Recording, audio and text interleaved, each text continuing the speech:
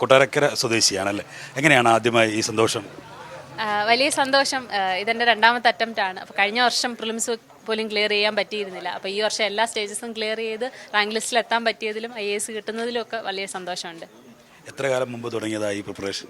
ഞാൻ കംപ്ലീറ്റ് ആയിട്ട് പ്രിപ്പയർ ചെയ്യാൻ തുടങ്ങിയിട്ട് 3 വർഷമായി. 2022 കോളേജിൽ നിന്ന് പാസ് ഔട്ട് ആവുന്നത്. അതിനുശേഷം ഇവിടെ PCM ഫോർച്യൂണിൽ PCM ബാച്ചിൽ ജോയിൻ ചെയ്തിരുന്നു.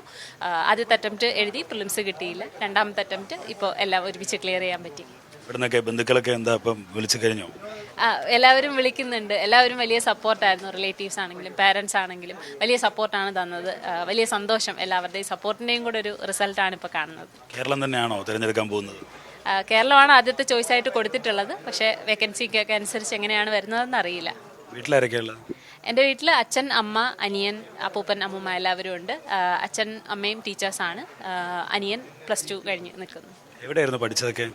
ഞാൻ നാട്ടിൽ തന്നെയാണ് പഠിച്ചത്. 10ാം ക്ലാസ് വരെ Ramavilasam vocational higher secondary school Valakom ആണ് പഠിച്ചത്. പിന്നീട് +2 government boys higher secondary school കൊട്ടാരക്കരയാണ്.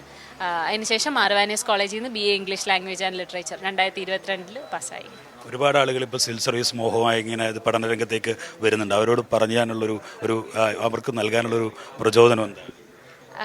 ഞാനും അതുപോലെ ഒരു കാലത്ത് തിരുവനന്തപുരത്തേക്ക് വന്ന ഒരാളാണ്. അപ്പോൾ എനിക്ക് 3 വർഷങ്ങൾക്ക് ഇപ്പോഴും റാങ്ക് ലിസ്റ്റിലെത്തി എന്നുള്ളതിൽ വലിയ സന്തോഷമുണ്ട്. അവർക്കും അവരുടെ ആഗ്രഹങ്ങൾ അതുപോലെ സാധിക്കാൻ കഴിയട്ടെ, ഹാർഡ് വർക്കിലൂടെ നേടിയെടുക്കാൻ കഴിയട്ടെ എന്ന് ആശംസിക്കുന്നു. ഓക്കെ, എന്തായാലും നന്ദനയാണ് ആ സന്തോഷവും അഭിമാന മുഹൂർത്തവും നമുക്കൊപ്പം പങ്കുവച്ചത്. ക്യാമറമാൻ ജയപ്രകാശ്, ഒപ്പം വിജിൻ വായാന്തൂർ, കൈരളി ന്യൂസ്.